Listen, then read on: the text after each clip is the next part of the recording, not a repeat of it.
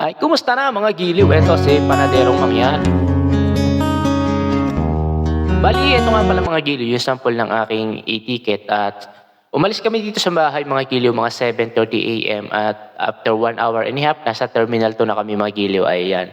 At dahil medyo napaaga yung dating namin, eto upo muna tambay, picture-picture habang nag-aantay na pagtawag sa boarding gate mga giliw. Bali, after mga 30 minutes, nagtawag na rin at ito si mama, iniiskan na niya yung e-ticket niya. Yun, okay naman. At ayan, nandito na kami sa loob mga giliw, antay ng konti at si Aaron, ayan, nagpa-picture pa sa eroplano at makalipas ang mga ilang sandali, ayan, pumasok na kami at nagpa-video pa si ate at feeling niya, o diba? Nasa loob na kami ng eroplano yung mga giliw. So ayan, nagtawag na yung flight steward at sabi ng anak ko, ibibideo daw niya yung pag-take off.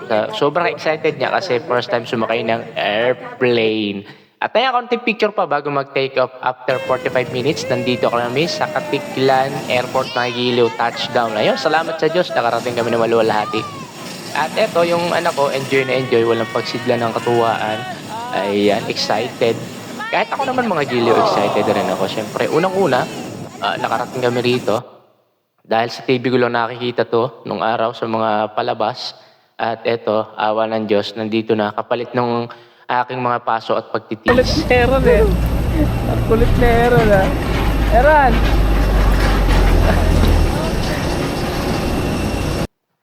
At eto, nandito na nga pala kami sa loob ng Katiklan Port mga giliw. Bali, nagbook nga pala dito si mama ng tour guide namin para hindi kasi mahirap ang pagpunta namin dito.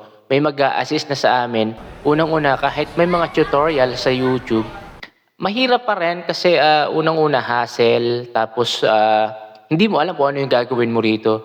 Unlike yung nakabuka ng tour guide, may mag-a-assist na sa'yo kung saan ka sasakay, kung anong gagawin, kagaya nung ginawa namin. Ayan, bali pagdating namin dyan, ayan, inantay na namin yung van na susundo sa amin. At ang nakakatuwa pa nito mga giliw, marami kami nag-book diyan sa May Boracay Guide, iba-ibang lahi. Ang expected ko kasi, kasama kami dyan sa lahat. Magkakasama kami dyan sa loob ng van. So, ayun, kami lang palang apat ang sakay. Nagsiksik pa naman ako doon sa unahan. Kala ko, sasakay sila dito. Ano pa yun.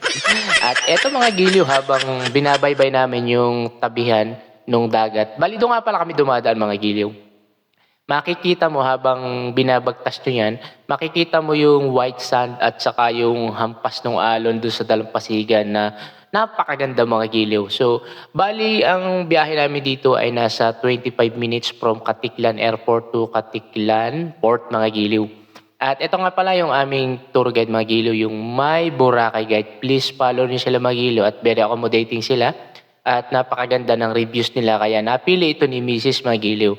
At ayun, kaunting kwento-kwento kay Kuya. So pagka talaga daw mga summer time, napakarami daw talaga mga foreigner dito at napaka-traffic dito sa area nito papunta ng Katiklan Port mga giliw.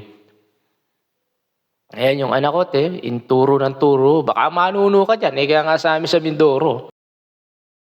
At pagkatapos nga ng mga nasa 20 minutes na, medyo maaga, ayan, sinundo agad kami ng aming guide, yung May Boracay Guide, ayan. So, chinek yung aming bookings at pagkatapos niyan, isinakay na kami sa ferry around the 15 to 20 minutes from Katiklan Port to Boracay Island, mga giliw. Ayan, at pagkatapos yan, dito na kami sa Boracay Island, mga giliw, touchdown. At ako ang unang bumaba kasi may mga malita pa akong dala at saka bag. Ayun, si Aaron, ang lakas ng loob, siya lang talaga yung bumaba mag-isa, di ba? Ayan, makikita mo talaga yung ganda ng Boracay, mga giliw, yung blue yung water, kitang-kita yung ilalim, malinis, at it's like a paradise talaga. At sabi ni Aaron, mama, picturean mo nga ako dito. Ayun, feel na talaga, di ba? At pagkatapos niyan, sinundo din kami nung aming tour guide dito sa Boracay Port. Hatid naman na kami nito sa hotel namin na kung saan nag-book din si mama. Siguro, inurasan ko nga pala itong mga giliw around 5 minutes to 8 minutes lang going to our hotel. Ayan yung magkapatid doon. Enjoy na enjoy. At ito yung kapalit ng aking mga paso, mga pagtitiis sa ibang bansa, mga giliw. Ayan, kaway-kaway habang hindi namin alam kung ano yung dadat nga namin doon sa aming hotel. At eto, tuwan-tuwa talaga yung aking anak. At nandito na nga pala kami mga giliw pagkatapos ng ilang minuto. Dito kami nag-check-in sa Paradise Garden Resort. At nandito kami sa reception habang si mama ay nag-check-in. Ayan, kaunting picture-picture muna, kape-kape habang inaantay namin si mama. At pagkalipas ng mga ilang minuto, dinala kami nung tao dun sa aming hotel at eto, maganda naman actually yung hotel. Pang-apatan siya at ibinabalang namin yung aming mga gamit, mga giliw at talagang gumala na kami. Ayan. Hindi mapigilan yung aming excitement. At makikita mo dyan mga giliw kahit yung ganyang oras, napakarami pa rin naglalakad ng mga tao. Hindi mo malaman kung saan ang gagaling. Ayan, basta naglalakad. At eto, kumain pala muna kami. At ayan, pagkatapos namin kumain, nag-picture-picture at naghanap kami ng mauupuan. At eto, nakakita ako ng putol na niyog dito. Ayan, oh. Ang sarap magkape dito, mga giliw. Tingnan mo naman, oh. At tinanggal namin yung aming mga tsinelas, syempre, grounding yun. At ito yung mga kaganapan sa mga ganitong oras dito, mga giliw. Napakaraming foreigner dito. May mga bilihan na souvenir, mga kainan na napakarami. At marami ka ding makikita dyan mga giliw, yung mga bilihan na souvenir.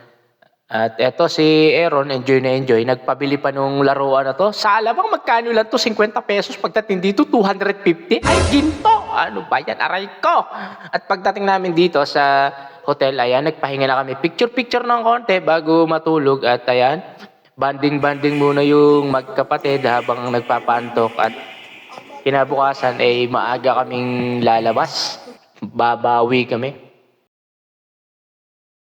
Nagkape lang kami mga giliw sa hotel at ayan, pagkatapos lumabas na kami. Umagang umaga yan mga giliw. Kita mo naman sabi ni mama, i-video mo ako habang naglalakad ako rito. Mas masarap sana kung holding hands ka. Kaso may hawak akong camera. At ayan mga giliw, oh, enjoy na enjoy at napakaganda naman. Unforgettable moment nga naman talaga to. With my family. At sabi nga ng mga kasama ko, it's like unreal. It's a paradise, sabi nila ng gano'n. Dahil ipinakita ko to sa kanila. Ngayong umagang ito mga giliw, ayan, yung oras na ni umaga pa yan, low tide pa. At kapag katanghali, makikita mo, napakarami mga foreigner dyan ng mga nakadapa. Siguro mostly mga European sila kasi alam mo naman dito sa Europe, malamig. Kahit may araw siya, pero napakalamig, alam mo yun. At yung anak ko, eto, enjoy na enjoy sa pagkakalkal ng buhangin. Pinaghubad ko na. Sabi ko, yeah, maghubad ka para pantanggal radiation. Ayan, nag-marathon pa kami. Naghubad na rin ako para naman masikatan ako direkta ng araw. Although may araw dito sa lugar ko, sa bansa kong pinagtatrabahuhan, kaso ang lamig galing sa freezer. Kaya hindi mo ma-enjoy yung init. Ayan, ito, pagkakataon ko na to. Maghubad ako rito. Ayan, ayan, laro-laro kami, banding kami ng aking anak. At pagkatapos nga ng mga giliw, ayan, umupo ako, humiga ako dyan mga giliw. Habang nagbibideo ako dyan at napakaganda, tingnan mo naman. Alam mo yung nakahiga ka tapos pumikit ka tapos ang makakaririnig mo lang yung hampas ng alon at saka yung mga lawis-wis ng mga dahon ng niyog. Napakaganda. At bumawa ako mga giliw dun sa dalampasigan na yan. Napakalinaw at kitang-kita mo yung mga isda na naglalango yan dyan. At napakalinis dyan mga giliw. Yan, inabutan kami ng lunch dito sa La Carmela kami kumain. Nasa may tabing dagat din to. 395 buffet style. Bumalik ka hanggat kaya mo mga giliw. Ayan, unlimited dyan. At umuwi na kami, natulog kami. At eto, bumalik kami during sunset na mga giliw. At tingnan mo naman yung sunset niya mga giliw. Napakaganda. At ito, naglakad-lakad ulit kami. Nakakita kami ng mga live band dyan. At napakarami pa ng live band dyan actually. Mamimili ka lang kung anong mga genres ang mga gusto mo. At dito kami napapunta dahil may nakita ako dito na puno na nakahilig. Kaya umupo kami ni Video pala yun, Ronnie. Banding kami lang para lang nagdi-date. Ayun yung aking dalawang anak. Willing-willy pa rin sa paglalaro ng buhangin mga giliw. Kasi napakaganda naman talaga ng buhangin dito mga giliw. Alam mo yung powder sugar? It's like a powder sugar mga giliw. Napakapino at napakasarap sa paa. At ayan, At ayan, marami pa rin naglalakad dyan sa mga ganyang oras dyan, mga giliw. Ayan, Gaya ng dati, naka-grounding ulit kami mga giliw.